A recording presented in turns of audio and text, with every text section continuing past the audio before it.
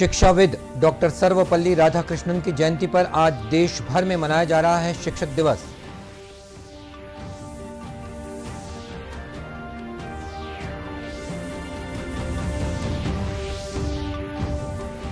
देश में राष्ट्रव्यापी टीकाकरण के तहत 68 करोड़ से अधिक कोरोना टीके लगाए गए।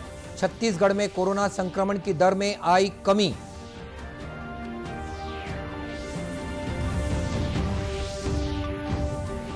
कोयली बेड़ा की छात्राएं भी अब सूरताल के क्षेत्र में लहराएंगी अपना परचम। विशेष कक्षा के माध्यम से दी जा रही है संगीत की शिक्षा।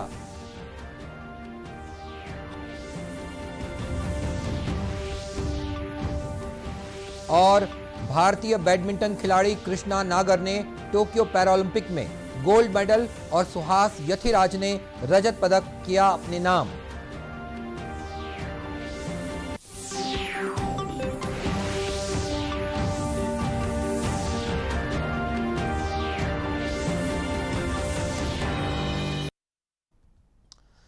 नमस्कार, आप देख रहे हैं दूरदर्शन समाचार। मैं हूं मनीष अहलुवालिया और अब समाचार विस्तार से।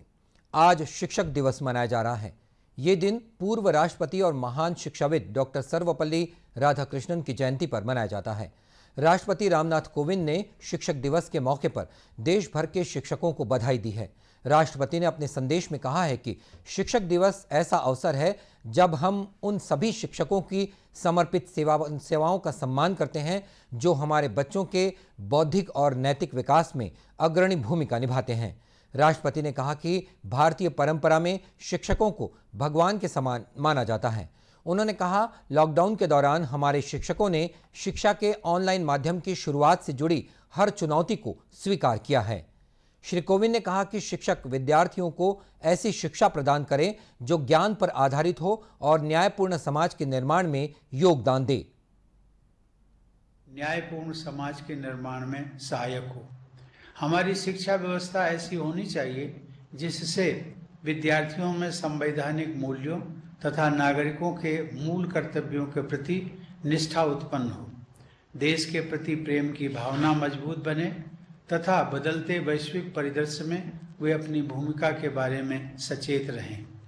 शिक्षकों को इस बात का विशेष ध्यान रखना चाहिए कि प्रत्येक विद्यार्थी की क्षमता अलग होती है, उनकी प्रतिभा अलग होती है, मनोविज्ञान अलग होता है, सामाजिक पृष्ठभूमि व परिवेश भी अलग अलग होता है। इसलिए हर एक बच्चे की विशेष जरूरतों, रुचियों और क्षमताओं के अनुसार उसके सर्वांगीण विकास पर बल देना चाहिए। इस अवसर पर श्री कोविंद ने सभी से एक मजबूत और समृद्ध राष्ट्र के निर्माण में अमूल्य योगदान के लिए समूचे शिक्षक समुदाय का आभार व्यक्त करने का आह्वान किया है। प्रधानमंत्री नरेंद्र मोदी ने शिक्षक दिवस पर समूचे शिक्षक समुदाय को बधाई दी है। श्री मोदी ने अपने संदेश में कहा कि शिक्षक समुदाय ने युवाओं के बौद्धिक विकास में महत्वपूर्ण भूमिका अदा की है। प्रधानमंत्री ने कहा कि देश के शिक्षक कोविड काल में भी नए नए तरीकों से छात्रों को पढ़ाने का काम कर रहे हैं। श्री मोदी ने डॉक्टर सर्वपल्ली राधाकृष्णन को उनकी जयंती पर श्रद्धांजलि दी और उनकी विलक्षण विद्वत्ता और राष्ट्र के प्रति योगदान को याद किया। शिक्षक दिवस के अवसर पर राष्ट्रीय शिक्षक सम्मान समारोह का वर्चुअल आयोजन किया गया। समारोह में राष्ट्रपति ने बस्तर के शिक्षक प्रमोद कुमार शुक्ला को भी सम्मानित किया।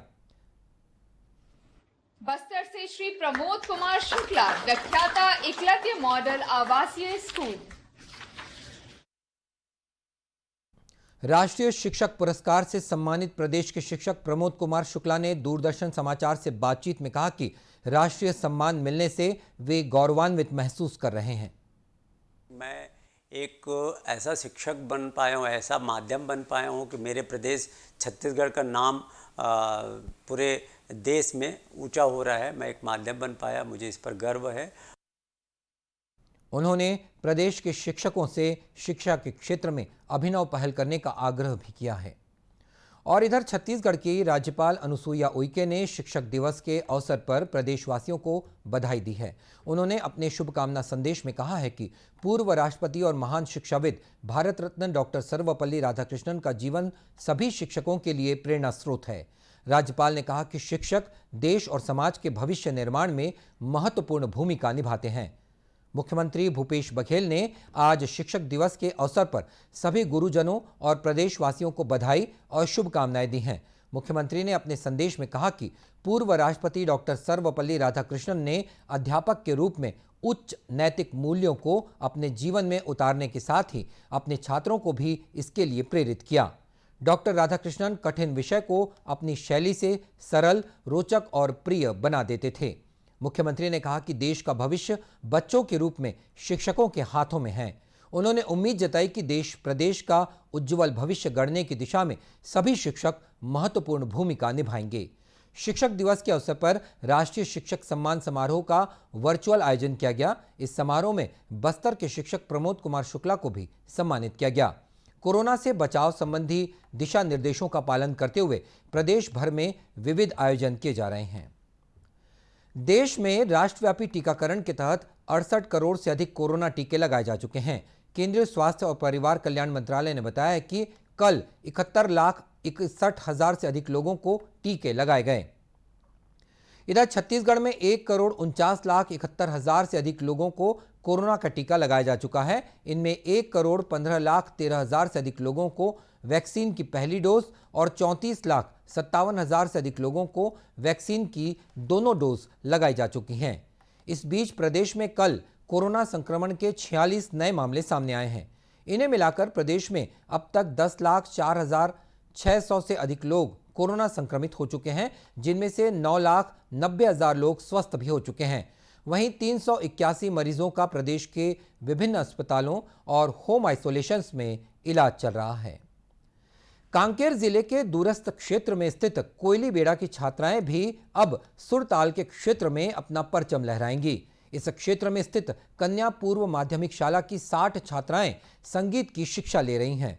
15 दिन के इस विशेष सत्र में छात्राओं को गीत संगीत के बारे में महत्वपूर्ण जानकारियां दी जा रही हैं।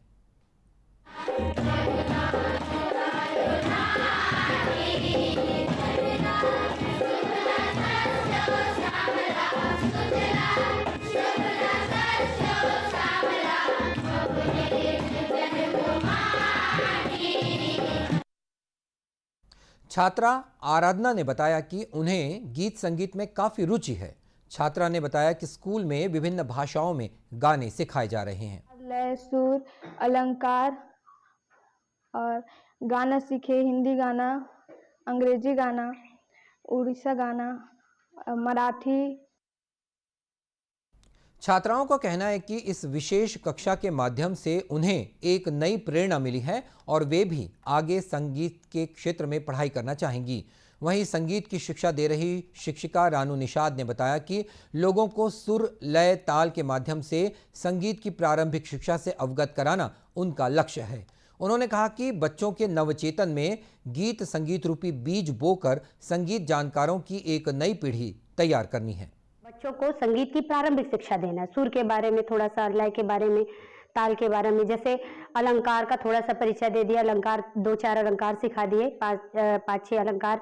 कुछ तालों का परिचय उनके बीच में रखें और उनका परिचय करवाए हैं, जैसे कहरवा, रूपक, दादरा। आपको बता दें कि संगीत शिक्षिका रानू निषाद अब तक 4,000 से अधिक बच्चों को संगीत की प्रारंभिक शिक्षा दे चुकी हैं।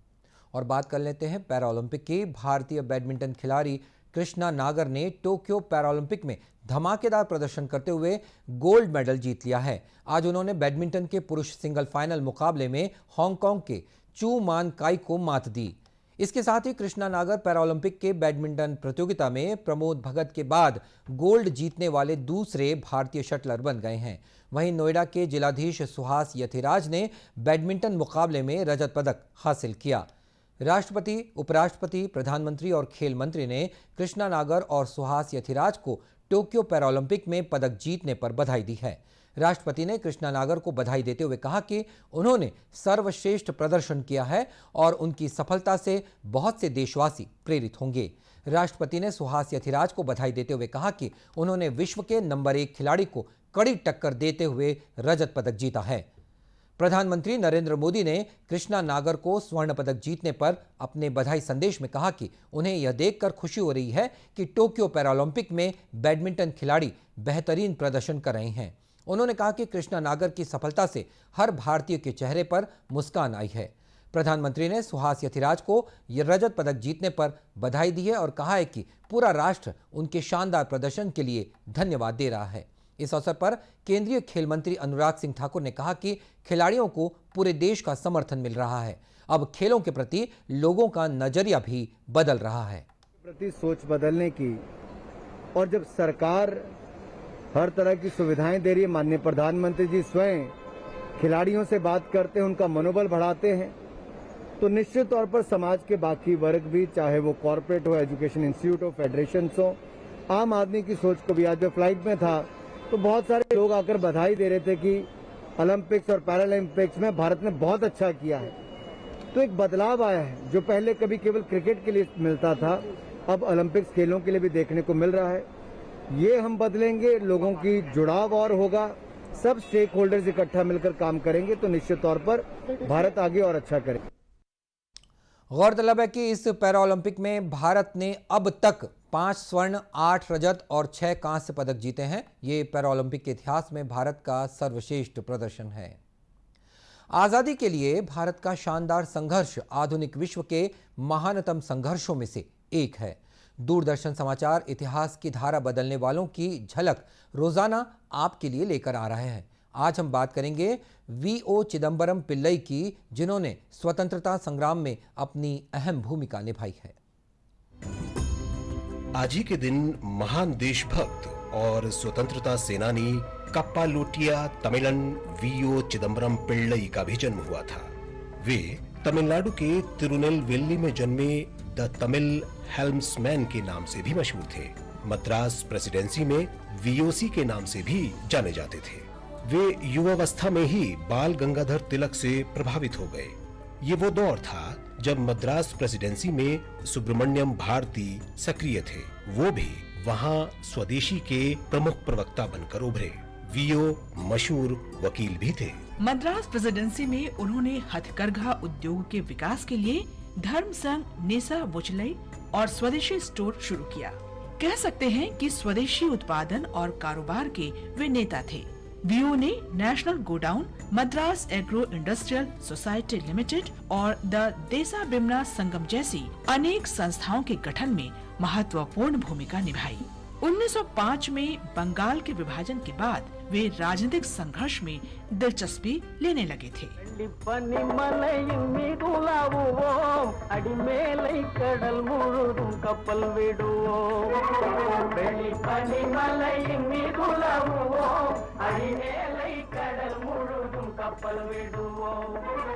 उस समय जहाजरानी उद्योग पर अंग्रेजों का एकाधिकार था। वीओ पहले भारतीय थे जिन्होंने स्वदेशी स्टीम नेविगेशन कंपनी शुरू की। उन्होंने कंपनी के लिए भाप से चलने वाले 2 जहाज SS गल्लिया और SS लावोए खरीदा था। इन जहाजों के जरिए तूतीकोरिन और कोलंबो बंदरगाहों के बीच कारोबार और आवागमन हो रहा था। स्वदेशी आंदोलन को व्यापक रूप देने के उनके प्रयासों के कारण ब्रिटिश राज से उनका विवाद बढ़ता गया और 12 मार्च 1908 को राजद्रोह के आरोप में उन्हें गिरफ्तार कर लिया गया। उनका बैरिस्टर का लाइसेंस वापस ले लिया गया। हाईकोर्ट में अपील के बाद दिसंबर 1912 के आखिर में उन्हें जेल से रिहा कर दिया गया। 1936 के आखिर में स्वदेशी के इस प्रबल प्रवक्ता ने अपनी अंतिम सांस तक स्वदेशी और स्वाधीनता संघर्ष की मशाल जलाए रखी। विद्वान, लेखक और निडर स्वाधीनता सेनानी वीओसी का जीवन प्रतिरोध, संघर्ष और राष्ट्रहित के लिए बलिदान की कहानी है। वीओसी को शत शत नमन। नमन आज़ादी के इन शहीदों को। दूरदर्शन केंद्र रायपुर से प्रसारित होने वाले प्रादेशिक समाचारों को आप YouTube पर भी देख सकते हैं। हमारे YouTube channel Chhattisgarh DD news पर प्रादेशिक समाचार उपलब्ध रहेंगे। YouTube चैनल का लिंक और QR कोड आप स्क्रीन पर देख सकते हैं। अपने एंड्रॉयड फ़ोन से QR कोड स्कैन करके आप छत्तीसगढ़ DD न्यूज़ लिंक पर जा सकते हैं। इसके अलावा छत्तीसगढ़ DD न्यूज़ फेसबुक और ट्विटर पर भी उपलब्ध है। और इसी के साथ ये समाचार बुलेटिन समाप्त हुआ। नमस्कार।